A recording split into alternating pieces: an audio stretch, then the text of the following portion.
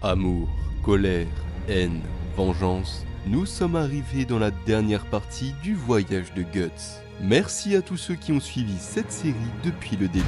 Voici donc un petit résumé de l'épisode précédent avant d'attaquer le grand final.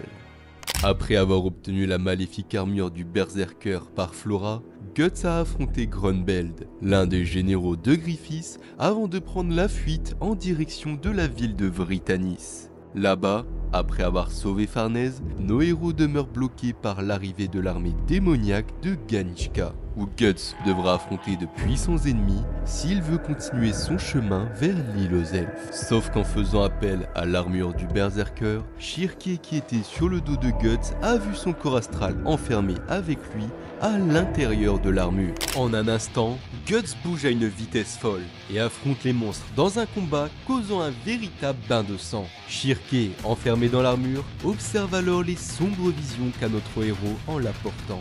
Guts, au bout de quelques minutes, achève ces monstres colossaux qui lui barraient la route. Apparaît alors devant notre héros le puissant sorcier Kushan qui contrôle depuis le début ses armées démoniaques. Comme une bête sauvage, Guts se jette sur lui, mais se fait avoir par le mage qui le piège dans une tornade. Bien que Guts dispose d'une énorme force, il n'a plus la raison nécessaire pour combattre intelligemment ses adversaires. Shirke a alors une idée et parvient au sein même de l'armure à donner la lucidité nécessaire à Guts pour amortir sa chute et esquiver les tornades suivantes. Sauf qu'avec le remous que ça crée en mer, le mât d'un bateau s'écroule sur le groupe. Guts intervient alors à temps pour le repousser. En compagnie de Shirke, notre héros parvient à faire primer sa volonté de protéger ses amis sans céder aux ténèbres de l'armure. Avec l'aide de Serpico, Guts mène une attaque combinée sur le sorcier qui est mis en difficulté. Le chef de l'armée Kushan déploie donc son ultime créature, un serpent d'eau géant qui ne peut être blessé. Seulement, Shirke repère le minuscule cœur de la créature au milieu des flots. Pour l'atteindre, il faudra faire preuve d'une précision sans faille. Guts tente une attaque éclair, mais rate de peu sa cible avant de tomber dans un tourbillon. Serpico tente aussi le coup, mais le sorcier est bien trop vigilant pour que l'attaque fonctionne. À court d'options, Guts veut tenter le tout pour le tout et demande à Shirke de combiner ses pouvoirs aux siens. S'élançant dans les airs, Guts fonce sur la créature aquatique. Shirke fait donc une incantation à l'esprit infernal qui embrasse Guts et la Dragon Slayer. Transperçant le monstre, la chaleur de l'épée le fait exploser en une pluie de vapeur. Le sorcier se retrouve vaincu et appelle une de ses montures pour prendre la fuite. Seulement, cette affligeante défaite oblige l'empereur Ganishka à se montrer sous sa forme de titan de foudre. Impressionné par la force de nos héros, il pense que ce sont des commandants de la troupe du Faucon et n'hésite pas une seule seconde avant de déployer un déluge de foudre frappant de plein fouet Guts qui se retrouve séparé de l'esprit de Shirke. Notre héros, bien que vivant, est cloué au sol, incapable de bouger. L'empereur envoie donc l'assaut final, mais contre toute attente, Guts a survécu en utilisant la Dragon Slayer comme paratonnerre. Ganishka comprend alors que Guts est le fameux humain ayant survécu à l'éclipse et lui propose donc une place dans son armée afin qu'il se venge du Faucon à ses côtés. Seulement notre héros n'est pas prêt de servir un apôtre et répond avec nonchalance à l'empereur. Furieux de cette humiliation, il compte l'exécuter sur le champ, du moins jusqu'à ce qu'il sente la présence des monstres servant le Faucon, dont parmi eux se trouve Zod.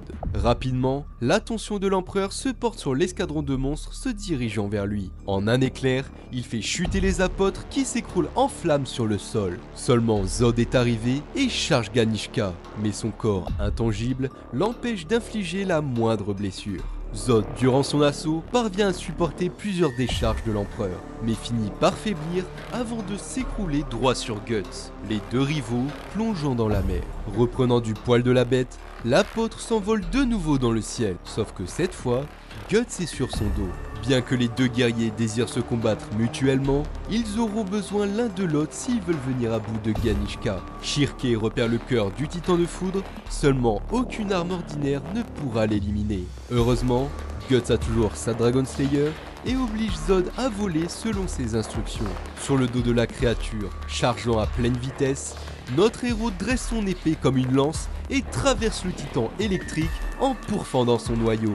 Les deux ennemis finissent donc leur course en percutant un mur, mais ils ont réussi.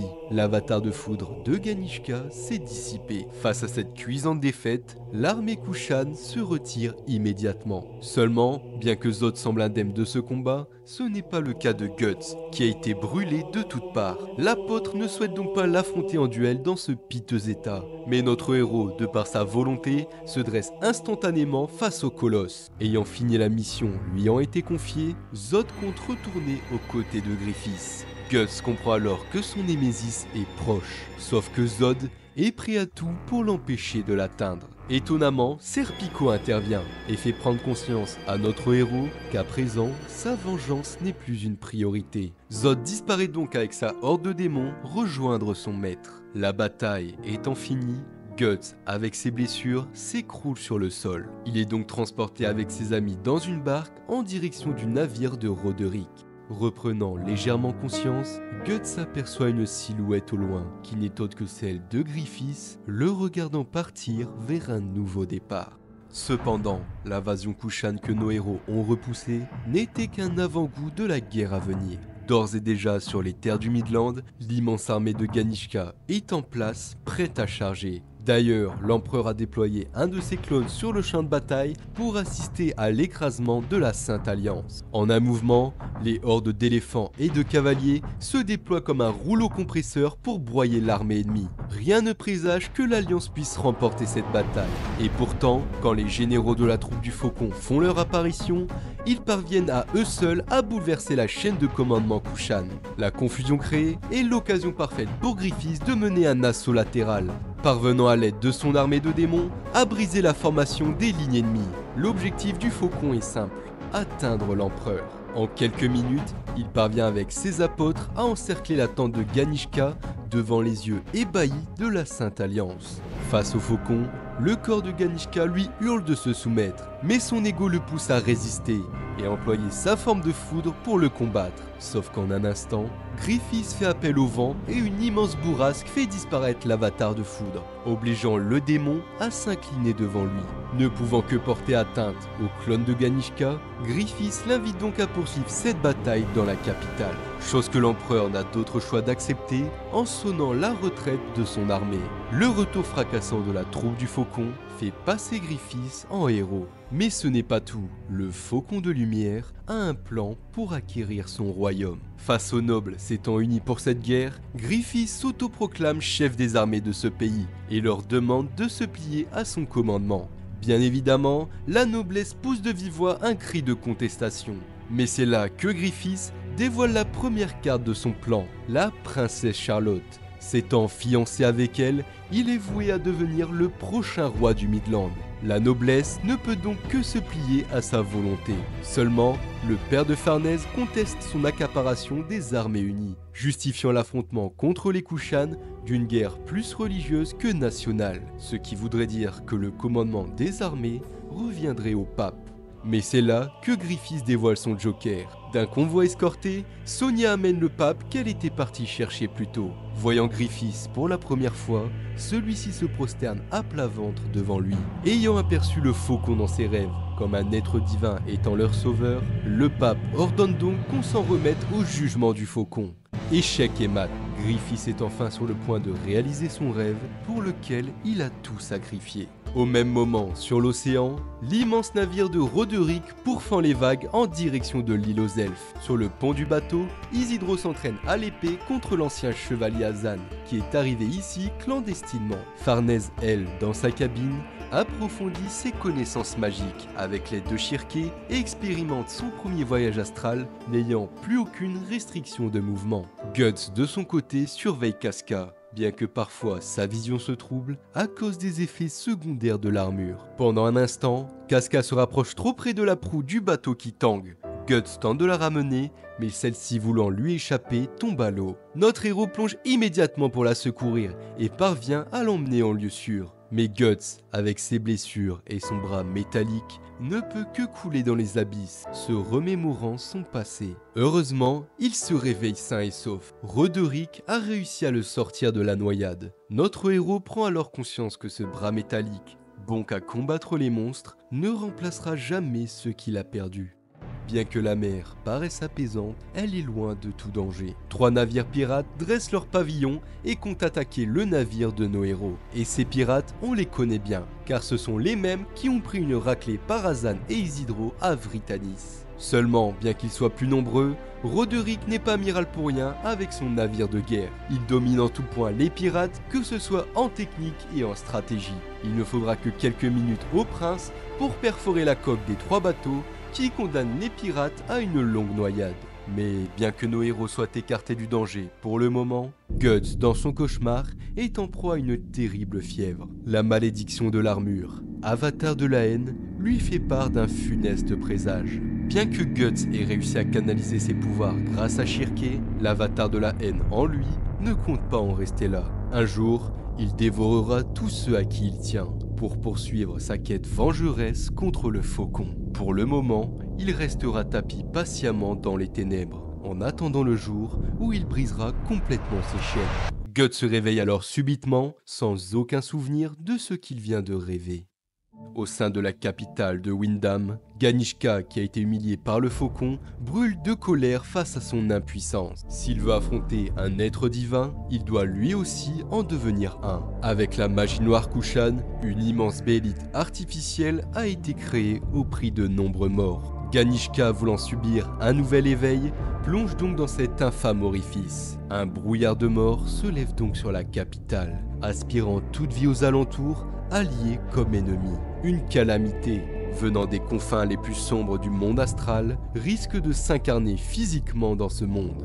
À l'aube de la bataille finale, la capitale royale de Windham s'effondre face à l'immensité démoniaque qu'est devenue Ganishka. L'empereur, en passant un pacte, s'est incarné comme le monde démoniaque lui-même en cette terre. L'armée du faucon voit donc apparaître devant elle, au loin, le titanesque avatar des ténèbres, déchirant même les limites logiques de ce monde.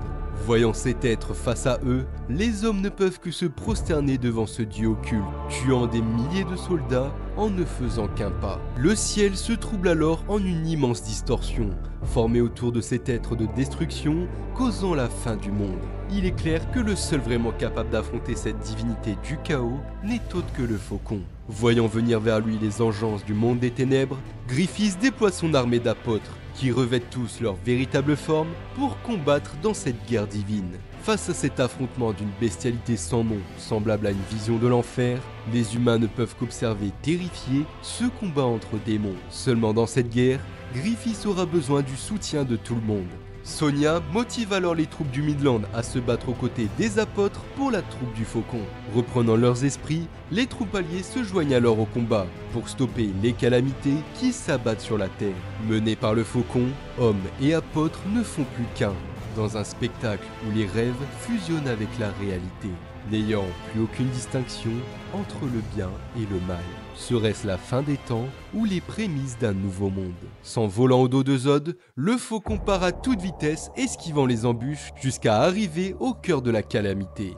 En ce lieu se trouve ce qui reste de l'humanité de Ganishka, portant au fond de lui peur et tristesse de sa misérable vie humaine, où ne régnaient que les ténèbres. Le faucon, sondant son âme, parvient à réchauffer son être et dissiper ses regrets avant que l'empereur ne disparaisse.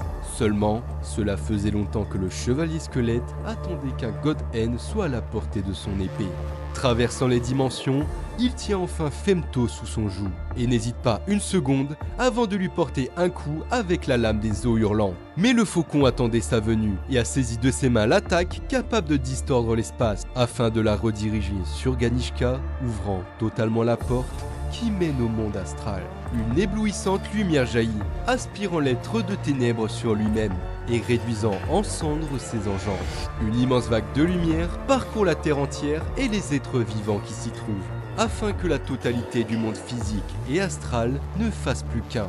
Rêve et cauchemar cohabitent à présent dans un même monde nommé Fantasia.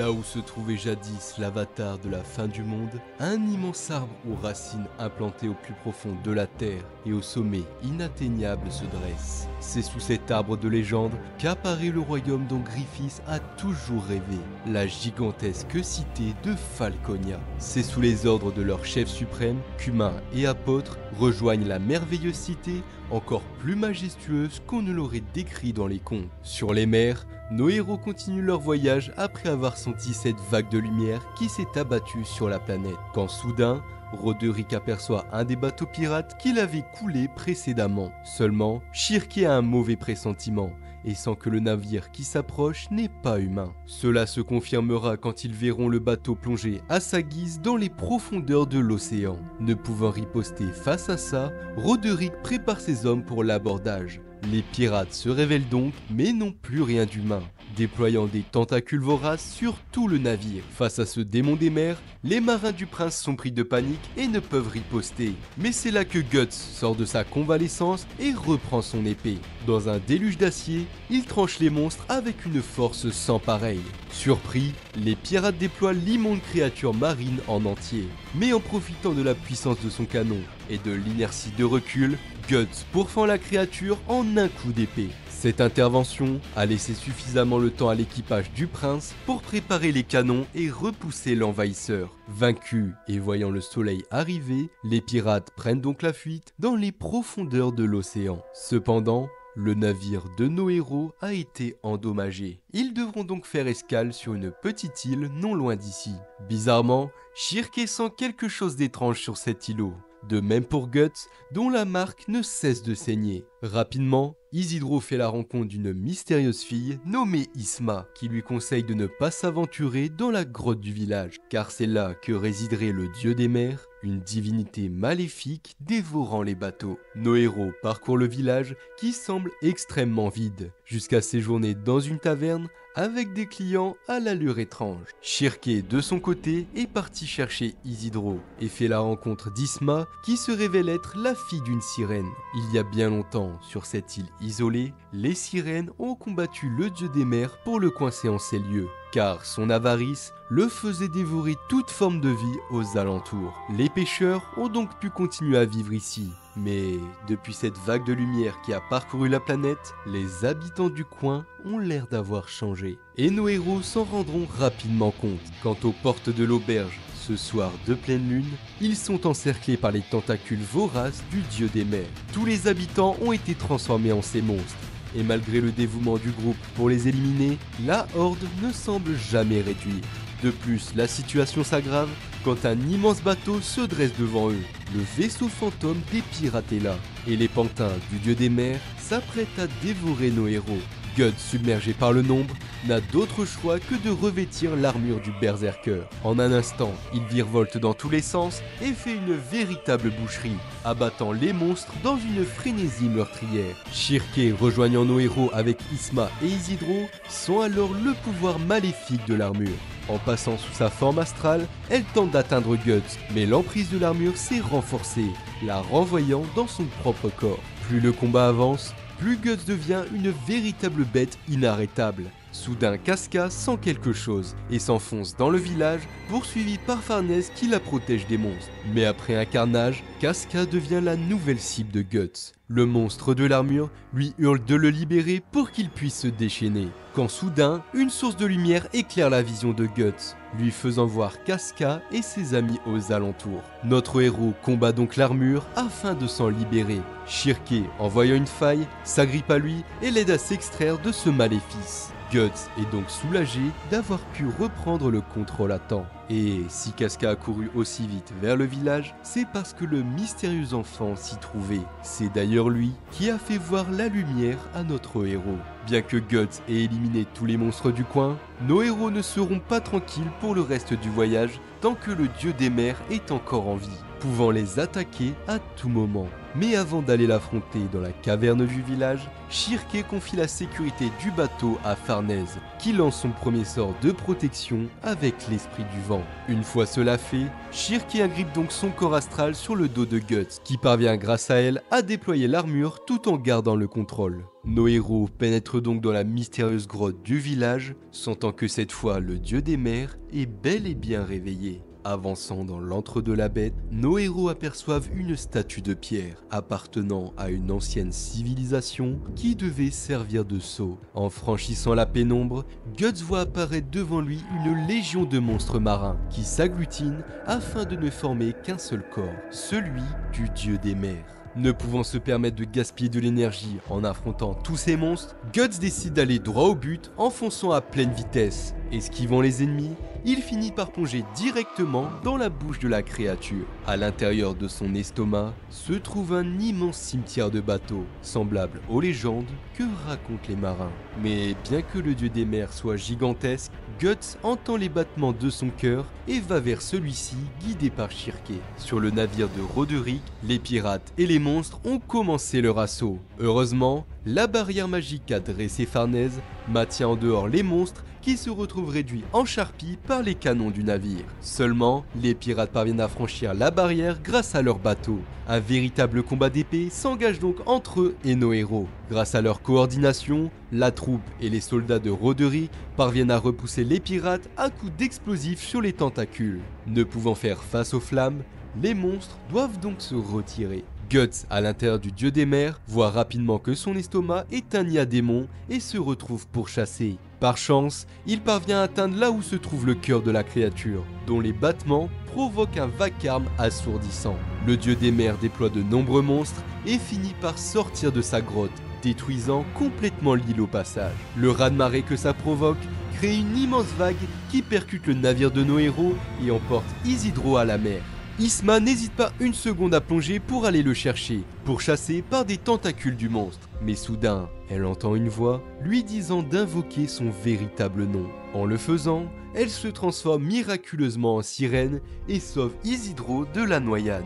Isma était véritablement une sirène depuis le début et en invoquant son nom secret, un banc de sirènes a répondu à son appel et vient en renfort pour combattre à nouveau leur ennemi naturel, le dieu des mers. Guts, de son côté, avance difficilement vers le cœur à cause de tous les monstres marins qui ne cessent de lui faire barrage. De plus, les battements assourdissants de la créature détruisent l'oreille interne et l'essence de notre héros jusqu'à ce qu'il crache du sang. S'écroulant sur le sol, Guts est complètement désorienté et ne cesse de chuter alors qu'il est si près de porter le coup final. Shirke essaie de le guider, mais à chaque pas, les vibrations deviennent de plus en plus insupportables, autant mentalement que physiquement. Quand soudain, les tremblements s'arrêtent, laissant juste entendre une reposante mélodie. Les sirènes, en chantant à l'unisson, parviennent à complètement annuler les tremblements du dieu des mers. C'est le moment idéal pour en finir. Sauf que Guts, cloué au sol, est quasi inconscient.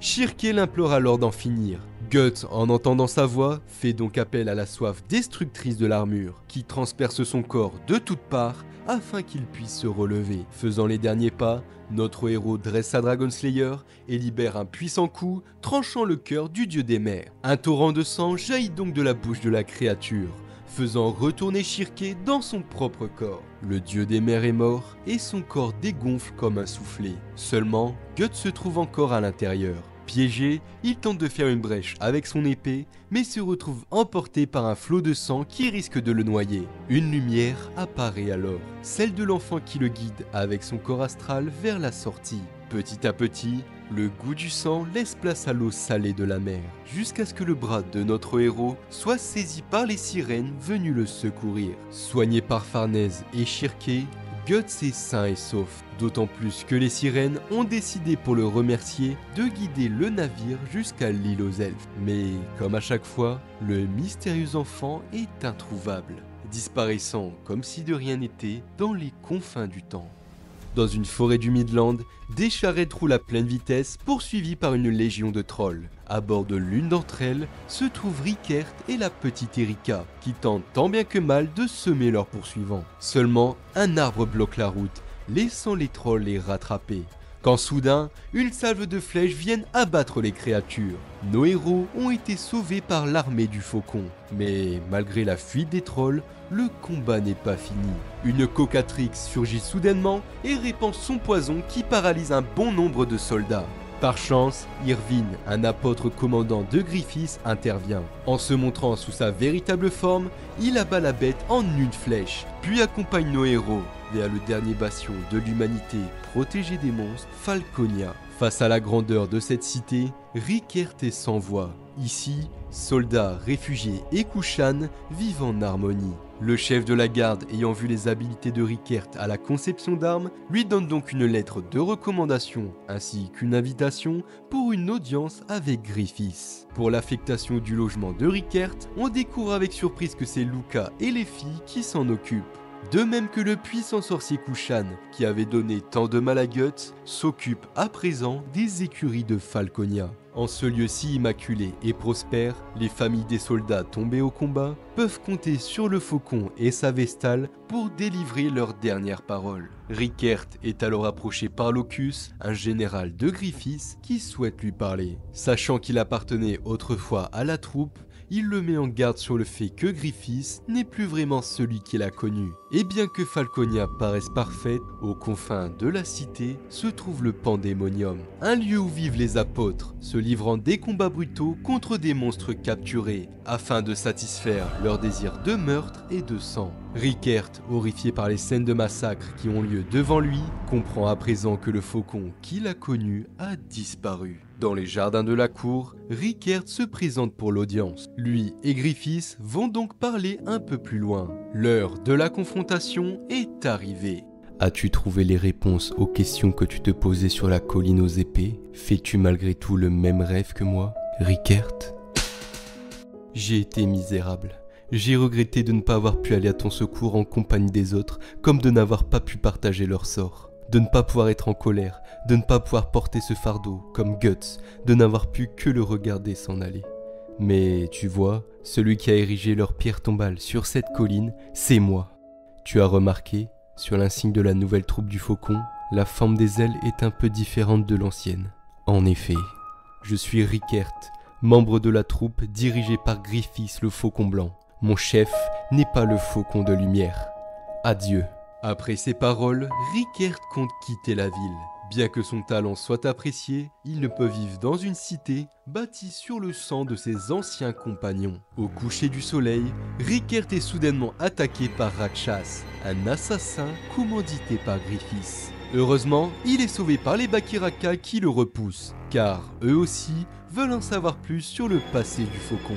Rakshas se retire, mais promet de revenir plus tard pour mettre à bien sa mission. Sachant qu'il va de nouveau devoir faire face à cet assassin, Rickert prépare un plan avec les Bakiraka pour piéger l'apôtre. Car sa décision est prise, il va quitter Falconia avec Erika. Plus tard dans la soirée, notre héros est suivi par Rakshas, mais l'assassin se retrouve face à une pluie de flèches et de lumière, l'empêchant de se dissimuler dans l'ombre. Les Bakiraka entrent alors en scène, avec le lance-flamme fabriqué par Rickert. Prenant feu et face à cette lumière incandescente, l'apôtre dévoile sa véritable forme, arrachant un cheval en deux pour stopper les flammes avec son sang. De plus, le monstre parvient à capturer Erika et s'apprête à l'exécuter. Quand soudain, une colonie de rats et de serpents envahissent le corps de l'apôtre, le forçant à lâcher la fille. Daiba, le puissant sorcier Kushan, souhaite lui aussi quitter cette cité dans laquelle il n'a pas sa place. Invoquant ces monstres volants, nos héros prennent la fuite par les airs, avant que Rakshas ne les poursuive. Rickert déploie donc sa botte secrète, un feu d'artifice qu'il tire en plein sur l'apôtre, qui s'embrase à nouveau et chute. Depuis le sommet de son palais, Griffiths voit donc partir Rickert loin de Falconia.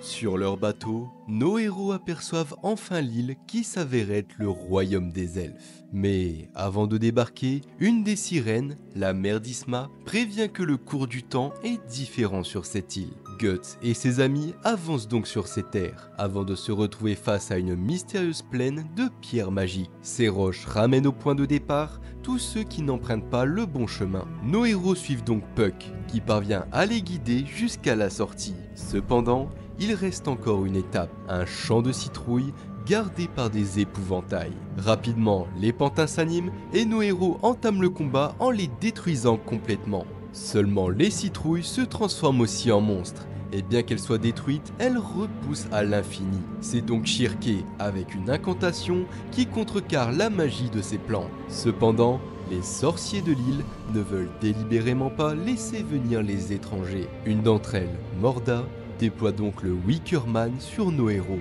un géant de feu où ont été sacrifiés à l'intérieur de nombreuses vies humaines. Mais Guts et ses amis ont déjà affronté des monstres bien plus puissants que ça. En un instant, le guerrier noir glisse sous les jambes du pantin et déploie son canon qui fait chuter la créature. Puis d'un coup d'épée, il libère les âmes qui étaient à l'intérieur. Toutefois, bien que le monstre vaincu, le feu gagne du terrain et les flammes sont en train de ronger les récoltes. Quand tout à coup, un orage apparaît et un torrent de pluie éteint l'incendie. Gedfrin, un des maîtres sorciers de l'île, est venu à la rencontre de nos héros, sous la demande du roi des elfes qui a eu une prémonition de Flora lui demandant de les accueillir. Arpentant la forêt, Guts et ses amis découvrent le fantastique royaume des elfes que l'on dirait tout droit sorti d'un conte. En ces lieux, Shirké est empreint d'une certaine nostalgie, avec toutes ces maisons similaires à celles de Flora, et les jeunes sorciers s'entraînant à la magie. En entrant dans la demeure de Gedfrin, nos héros font la rencontre des autres maîtres sorciers, ainsi que de Danan, leur aide ménagère. En ces lieux, la petite troupe peut se reposer de ce long voyage éprouvant. Shirké en apprend donc un peu plus sur le rôle de Flora. Celle-ci était l'une des gardiennes chargées de maintenir l'expansion de l'arbre-monde jusqu'au monde physique. Si le faucon l'a attaqué, c'est pour briser cet équilibre et donner forme à la fusion entre le plan astral et physique que l'on connaît aujourd'hui. Quoi qu'il en soit, il est l'heure pour Guts de rencontrer le roi des elfes. Parcourant des forêts luxuriantes, bondées de créatures enchantées. Une fois à la salle du trône, le roi qui n'était autre que Danan révèle sa véritable apparence. Celle-ci connaît déjà la demande de notre héros et lui confirme qu'elle est capable de rendre la raison à Casca. Seulement, pour accomplir le rituel, il faut des personnes proches de Casca, mais Guts ne pourra pas participer, car celle-ci a toujours peur de lui. Il confie donc la mission à Shirké et Farnèse qui vont pénétrer dans ses rêves afin de trouver une solution pour la soigner. Les filles, endormies par les spores des champignons, plongent donc dans un profond sommeil. Shirké, dans son rêve, est embêté par Isidro qui a la forme d'un singe. Mais Danan fait apparaître des pétales pour lui indiquer la direction où aller. Rapidement, elle rejoint Farnèse, qui fait un étrange rêve de tâches ménagères, en compagnie de Guts et Mosguz qui apparaissent sous forme de tête. Guidées une nouvelle fois par les pétales, elles finissent par atteindre le rêve de Casca. Si jusque-là les rêves étaient absurdes et bon enfant, l'atmosphère ici est bien différente. Une terre de désolation, sous un soleil noir, apparaît face à nos héros. Au loin, Shirké aperçoit un chien blessé de toutes parts, traînant un cercueil portant l'emblème du faucon comme un fardeau. Dans le rêve de Casca, ce chien n'est autre que Guts, devant se battre contre des sombres créatures venant de toutes parts. Shirké et Farnèse décident de lui venir en aide et le soignent alors. Mais quand elles ouvrent le cercueil, elles découvrent une poupée totalement brisée. Celle-ci représente Casca, et à l'intérieur se trouve un minuscule fragment d'elle. Nos héros, guidés par les pétales, vont donc continuer leur chemin jusqu'à arriver à un feu. Ce point de chaleur dans ce lieu sinistre symbolise un souvenir de Casca avec Guts, quand ils étaient encore ensemble dans la troupe du faucon. En récupérant le morceau de ce doux souvenir, la poupée de Casca se régénère. Nos héros vont donc continuer à en chercher d'autres pour qu'elle soit complètement réparée. Seulement, les ombres les attaquent à nouveau. Heureusement, Shirké a récupéré des objets dans son rêve précédent, qu'elle transforme pour abattre les ennemis. Un peu plus loin, un nouveau souvenir apparaît, celui de la première rencontre de Guts et Casca en tant qu'adversaires. À chaque avancée, les monstres sont de plus en plus nombreux, mais à chaque souvenir marquant de sa vie, Casca se répare jusqu'à ce qu'il ne reste plus qu'une seule pièce, la dernière, celle-ci se trouvant au bout de ce soleil noir. Pénétrant dans une forêt au sol tapis de miasmes et aux arbres ensanglantés, les démons de plus en plus nombreux ne cessent d'apparaître en nombre. nos héros avancent donc difficilement, jusqu'à arriver à l'endroit du dernier souvenir. Seulement, celui-ci est gardé par un sinistre faucon noir, ainsi que par une horde de démons. Lors d'une charge, il plante ses serres acérées dans Guts et brise la chaîne le reliant au cercueil. L'animal gisant de sang arbore donc l'armure du berserker que Farnèse a récupérée de son précédent rêve. Guts fonce donc faire un massacre dans la horde de démons sous ce soleil noir. Le chien et le faucon s'affrontent donc dans un fracas de crocs et de cerfs, pendant que nos héros progressent vers le dernier souvenir. Seulement, le miasme du faucon noir donne naissance à toujours plus de démons. Danann montre alors à Shirke le dernier objet qui pourrait les protéger, son chapeau. De celui-ci sort l'esprit de flamme de Flora qui barre la route aux démons. Farnèse et Shirke parviennent donc jusqu'au dernier souvenir de Casca, qui prend la forme de son enfant maudit. En le touchant, nos héros sont transportés au sein du tourbillon d'horreur qu'est l'éclipse. C'est à cet endroit que le dernier morceau de Casca s'est brisé. Ce morceau ressemblant à un cœur couvert de ronces, comme s'il avait une malédiction. Tout à coup, le faucon surgit, mais Guts intervient pour continuer sa sanglante bataille contre lui. Même si cette malédiction comporte les traumatismes de Casca, Farnèse compte aller jusqu'au bout de cette quête et replacer le cœur de son ami, car elle va tout faire, une fois réveillée, pour disperser les ténèbres qui l'encerclent. La dernière pièce du puzzle étant placée, le cauchemar s'arrête subitement, et de son long sommeil, Casca se réveille. Farnèse et Shirke ont réussi leur mission. Pour la première fois depuis longtemps, Casca prend la parole et remercie les filles pour tout ce qu'elles ont fait pour elle. Cependant, les anciens souvenirs de Casca sont encore confus, ceci s'arrêtant au sauvetage de Griffiths. Mais elle se rappelle avec joie et émotion de celui qu'elle aime, Guts. Il est temps pour elle de le revoir. Danann lui offre donc une somptueuse robe elfique pour leur retrouvailles. À chaque pas qu'elle fait, Casca se remémore tous les chaleureux moments avec lui. Alors, quand elle le voit au loin, elle prononce son nom. Mais... loin des terres de Falconia, Griffiths mène une campagne de guerre pour reconquérir du territoire sur les trolls. Les humains et apôtres, combattant main dans la main, parviennent à vaincre l'armée ennemie, laissant une montagne de corps derrière eux. La troupe, en restaurant un ancien sanctuaire près du champ de bataille, peut à présent se déplacer dans les branches de l'arbre monde, qui les mène à Falconia en un instant. Le soir venu, après ses retrouvailles avec la princesse Charlotte, Griffiths aperçoit la pleine lune, signe qu'il est venu pour lui de s'éclipser. Au même moment, sur l'île aux elfes, Casca retrouve sa coupe de cheveux d'antan et porte à nouveau une épée. Elle est alors ravie de pouvoir parler avec tous ses compagnons qui l'ont protégée durant ce long périple. Toutefois, elle est toujours incapable de voir Guts. Celle-ci désire donc s'entraîner à l'épée pour voir si elle n'a pas perdu ses réflexes. Danann déploie donc des pantins qui sont les dépouilles d'anciens vikings. Sans surprise, Casca est toujours une impitoyable guerrière et manie l'épée à la perfection, se débarrassant des pantins en un instant. Isidro, impressionné par son niveau, lui demande de devenir sa nouvelle partenaire d'entraînement. Celle-ci accepte et l'entraîne à l'épée. Guts, lui, reste adossé à un arbre, écoutant les conversations du joyeux groupe. Farnèse, voyant ça, indique à Casca que Guts est ici. Celle-ci s'approche donc pour lui parler. Seulement, en voyant l'agilité et l'espièglerie d'Isidro, elle ne peut s'empêcher de penser à Judo, un ancien compagnon de la troupe du Faucon. Mais Casca se remémore alors sa terrifiante mort durant l'éclipse et s'écroule à nouveau sous le choc.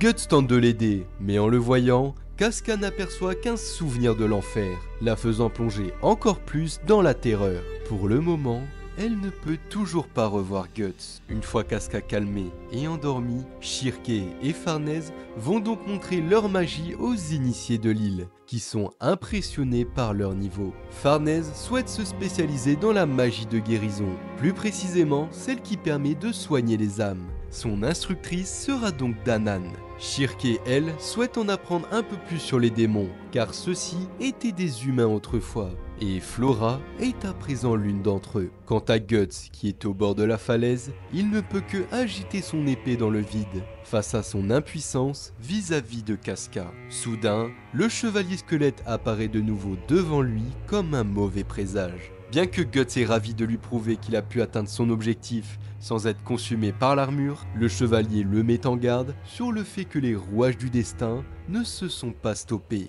Getfryn, en voyant le funeste cavalier, l'appelle Majesté, car celui-ci a autrefois accordé beaucoup d'audience à son père. S'il est là, c'est pour accompagner nos héros voir un certain Anar, l'artisan qui a forgé l'armure du chevalier squelette, ainsi que celle du berserker que porte Guts. En s'enfonçant dans les profondeurs de l'île, Guts fait la rencontre de ce mystérieux forgeron, qui reconnaît en un coup d'œil ses œuvres. Pour mettre notre héros en garde sur la dangerosité de cette armure, il compte lui montrer le sort qu'elle a réservé à son ancien porteur. En un coup de marteau, le maléfice de l'armure se libère et montre à Guts un souvenir du passé. Propulsé lors d'une éclipse, Guts voit un paysage infernal semblable à celui qu'il a connu, les démons dévorant tout sur leur passage.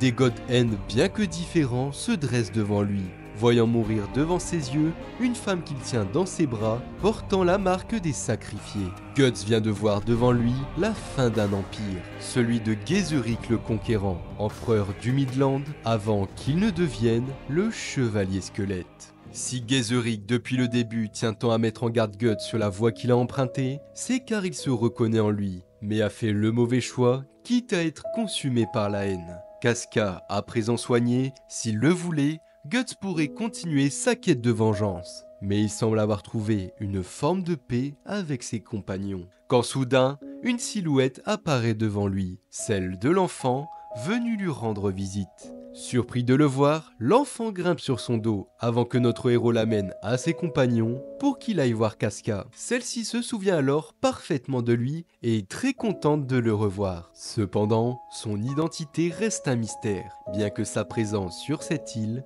prouve qu'il n'est pas humain. Comme à chaque fois, l'enfant passe la nuit blotti contre Casca, et comme le temps s'écoule différemment ici, il peut passer plus d'une nuit avec nos héros. Avec le temps passé dans ce lieu paisible, nos héros vivent ensemble comme une véritable famille. Sauf Guts qui demeure seul pour ne pas effrayer Casca. D'ailleurs, celui-ci se rend compte que sans le pouvoir de l'armure, sa force et sa précision ont grandement diminué. Seulement, l'enfant vient lui rendre visite régulièrement, inquiet de le savoir tout seul. À la nuit tombée, Casca s'endort encore avec lui, en pensant au sentiment qu'elle le connaît depuis longtemps. Plongeant dans sa mémoire, elle se rappelle que cet enfant est le sien, et qu'il l'a protégé de nombreuses fois des esprits maléfiques. Mais quand elle se réveille, l'enfant a disparu.